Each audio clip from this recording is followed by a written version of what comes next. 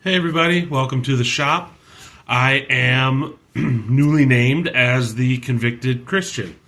The reason why I changed my name is I have felt really pushed towards being more God centric and more faith aligned than ever before in my past. So I decided if that's where I'm going to be led to, then I need to follow. I believe that it was placed upon my heart that not only do I need to help as many people as I can help stay out of prison, stop using, stay in recovery, whatever the case, I also need to be a light to those people. And the only way I can do that is by shining forth with the light that Christ gave me. It's not my light. I'm just as sinful. I'm just as broken. I make just as many mistakes. Sometimes more, sometimes less than any of you guys. And so I wanted to come up with a name that embodied my past, convicted, being a felon, and also that I'm a follower of Christ. And I'm also a convicted follower of Christ, because one of the things that the Bible states is that when our heart is convicted, we need to follow. So that's all about the name change. I'm not going to be doing too much different other than just being a little bit more based upon the Bible, my faith, Christ, and the Father. So, convicted Christian. I am 7 years clean. I did almost 10 years in prison. And if you're new here, I did a 5-video series about the steps that I used to stay out of prison and get off parole and follow my faith to God. And now I'm going back through the steps and explaining how I use that step to be more purpose-driven life. And today is about healing.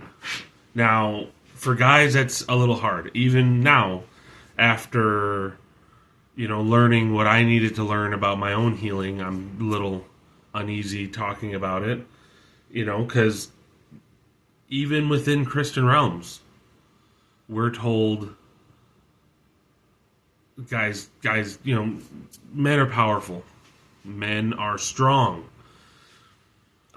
They can't have problems. They don't have previous trauma that they need to heal from, because that would make them weak. And, well, men can't be weak. If they are, then pointless. The problem is that puts us in a position where we will eventually become weak, because we will no longer be able to fight off those demons, fight off those recurring emotions that lead us to make wrong decisions. And so if you're strong now, or if you think you're strong now, and you want to continue being strong, or if not stronger, then you need to figure out what happened to you that led you to the decisions you made to either use, break the law, or just live a life that isn't going anywhere. For me, that was abandonment. And it took until I was 34 or 33 to come to that realization. Growing up, I used to chase my happiness. I used to, if it was a bad emotion, it didn't matter what it was, sadness, anger, frustration, loneliness. I had two options. I could fight when I had nowhere else to go, or I could run. And I always ran if I could. And that included running away from home because I thought that living with my father would be better. I would run from one relationship to the next because the current relationship was getting too deep, too heavy, and I was having to deal with negative emotions within that relationship, and I ran from faith of anything. I would, this faith makes me feel good in the moment, or this religion makes me feel a certain way, and I enjoy that, so I'm just gonna keep going with that. Well, that's not great. It's really not, because you're just gonna keep doing that. I did for almost all my life.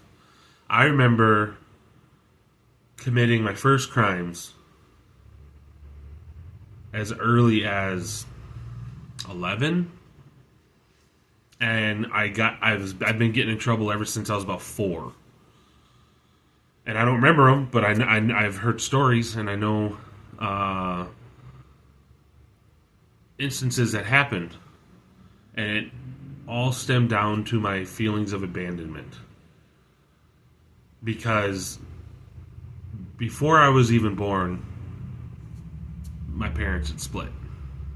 Now, to my father's credit, he wasn't far away, and he came and visited, and he'd give hugs and stuff. Well, that's not what I needed. And to my stepfather's credit, the man that I do call father,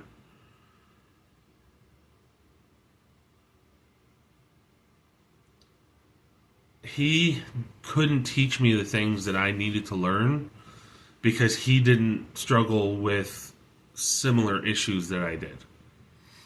He did his best, and I love my father. He's an amazing man. He's made mistakes, and we're all dealing with those in my family. But overall, in most things, he's highly moral and solid as a rock. And a lot of the things he taught me, I teach my children. But it wasn't what I needed at the time for me to be able to fly straight, for me to get my act together at the time. Because early on, my thought was, why aren't I good enough for my dad? Why aren't I enough for him to have stayed? And since he wasn't there to talk to me, and I couldn't talk to my mom about it, because my mom's a girl, and boys don't show weakness to girls, I never really understood that it had nothing to do with me. It had nothing to do with who I was, what I was, where I was. It was their issues. And it was my biological father's issues that they never dealt with.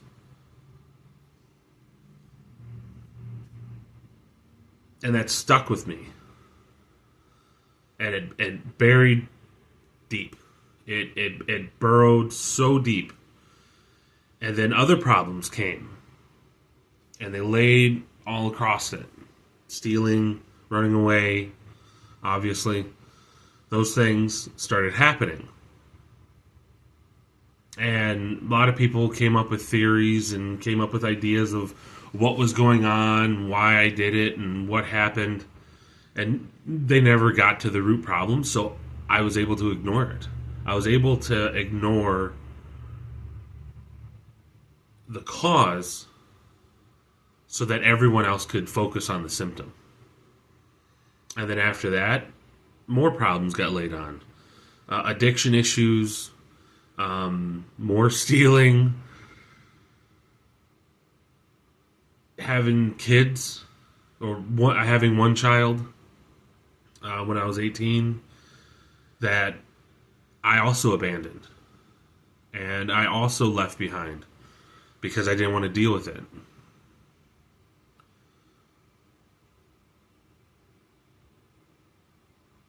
And then prison time started. And so think of it like layers of paint.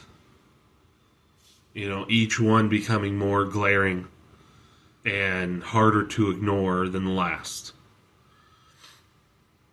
And needing much deeper or much more consequential punishment because I needed to get my stuff together.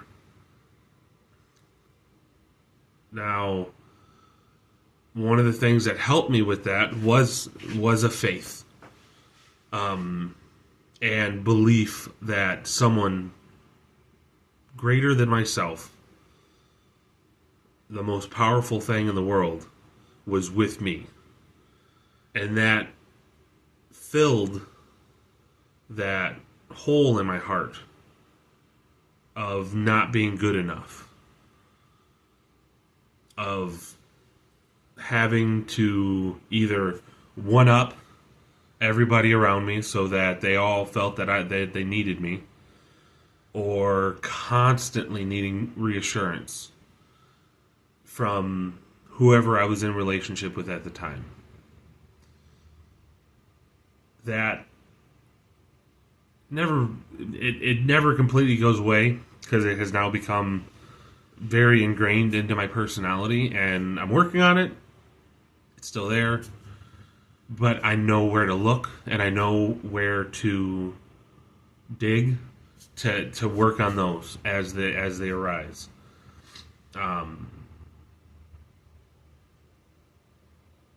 But it still wasn't enough. I still felt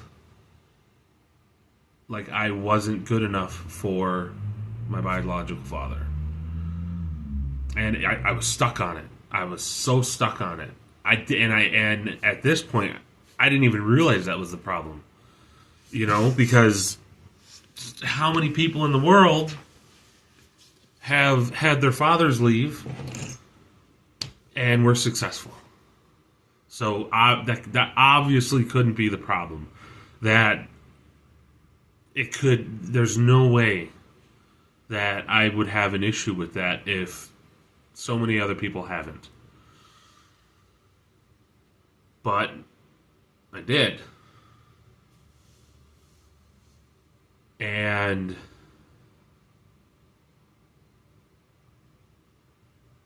it wasn't until I voiced it and I had the right person just keep digging and kept asking me, why do you feel that way? And he wasn't trying to get me to shut up. He wasn't trying to get me to go away or ridicule me or be sarcastic. He could see that I was struggling with something. Maybe he had been there. Maybe he had struggled with the same thing. And it led him to his addiction issues, which he had now been clean for so long after dealing with those. And he just kept asking me, why? Why do you feel that way? Why do you feel the need to do this? Why do you feel the need to do that? And for the first time, I answered truthfully. Because I was struggling. I was having the hardest time. And I wanted to be out from underneath this hurt that had been hurting me my entire life. And I voiced it. It didn't go away. If anything, it made me hurt more in the immediate. But once I noticed it, and once I voiced it, I was able to look back and see in my memory how it had shaped so much of my life, and how it had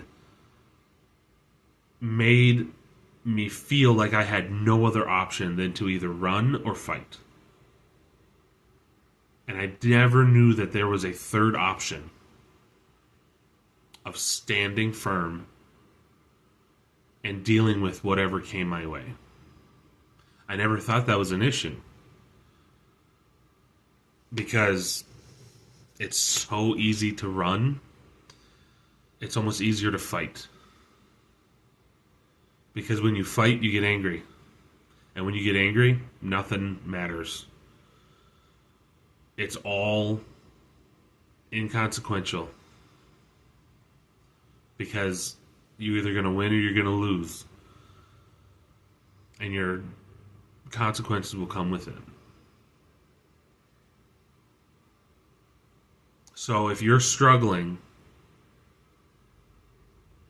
and you seem to keep making the same choices, even if in completely different situations you still go to the same choice of running or fighting,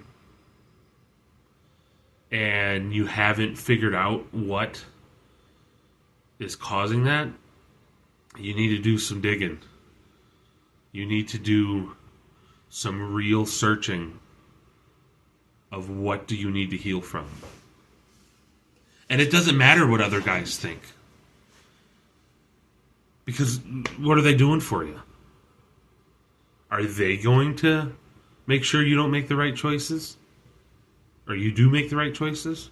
Are they going to be there to take on the consequences of the wrong choices that you're going to make? No.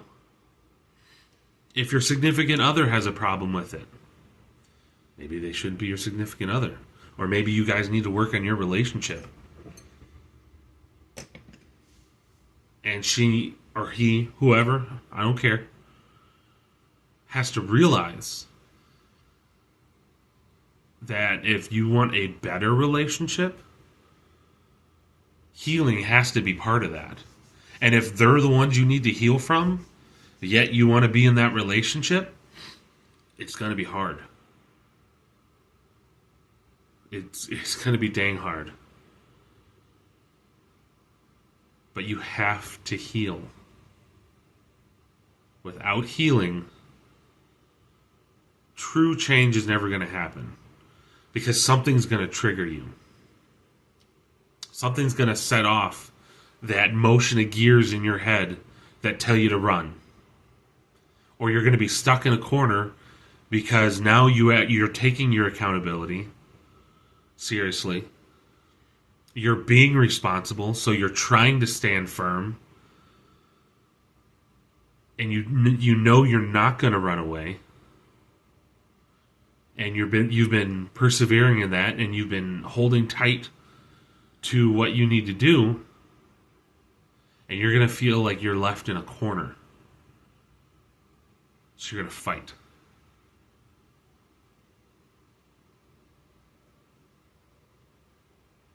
If you don't figure it out, those are your two options. It could be it could be a month from now, a year from now, 5 years from now, 10 years from now. It could be.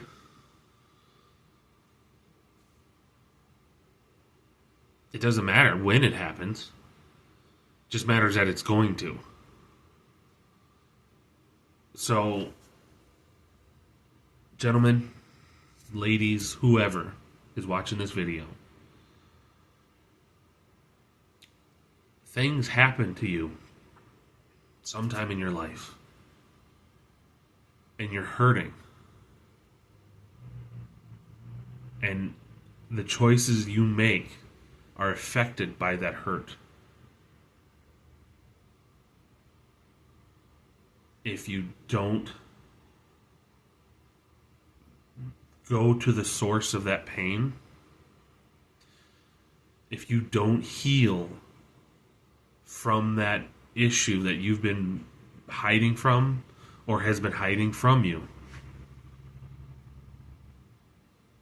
it's never going to close. You'll always be hurt. Every time that something even slightly similar to that issue comes up, you're going to hurt. You're going to feel pain. And I guarantee you, it's going to be way worse until you heal. And when you heal, you'll be able to see your trigger signs. You'll be able to see, even before it starts happening, man, I'm feeling a certain way. I don't understand why. Let me figure it out. Let me break it down, and maybe I can stop it before it happens. This, to me, is the second most important step. The second most important thing you can do to going into a life that has more joy, more hope, and sees further of having a quote-unquote successful life. Because whatever you're hung up on will always make you land short of whatever goal you're trying to reach. And you're going to have to work that much harder to get there. So heal, guys. Heal, ladies. And I know saying it, much easier than doing it. But the thing is, if you don't know that you need to heal, you're never going to. So I implore you, please, figure it out. Find that source. Put some love on it. And heal. So I know I was showing you guys a couple of things that I was working on previously. I'm currently working on a Bible cover for my wife. Here's what an inner pocket's going to look like. I haven't stained it or anything, but that's kind of cool. And then here is what the whole outside's going to look like. Look at that. That is some cool stuff, huh? And this is all leather that I hand tooled and stamped and prepping to be put into a Bible cover. I think that was pretty cool. And if you look behind me, building a table for my wife's snake. And it's coming along real well. Funny thing is, one of the times that I heal in a way that really lasts is when I'm working on stuff like this. Because I have to think. I have to keep my hands safe. I have to make sure I'm not lopping off any fingers. I don't want to become a shop teacher. But that mindless repetition of work of something that you really love doing, like woodworking for me, leatherwork, whatever you enjoy doing, lets the main part of my conscious to worry about what I need to heal on, what I need to work on, what I need to get better at. So that's a tactic that you might try to use. Find a hobby. Maybe that hobby will turn into something more. But this is the end of this video. I'm really glad, whoever's watching this, that you were able to make it. If you want to learn more about what I was talking about my 5 steps, and what got me to where I am now, please, I implore you to look back at my videos and take a gander at them. If you like what you hear and you want to keep coming, I don't post videos a ton. I post them every week, every couple weeks or so, but I would really appreciate following, a like, hit the Rumble button, whatever platform you're using. I'm really trying to get my message out there, really trying to change the world. And it's right in the infancy right now. It's right in the beginning, and I could really use just some support. It doesn't cost you anything, and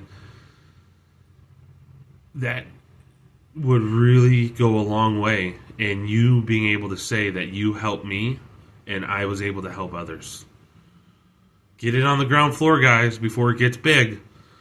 And I hope that you guys have a good rest of whatever time of day you're in. And if we want to change the world, we have to change ourselves.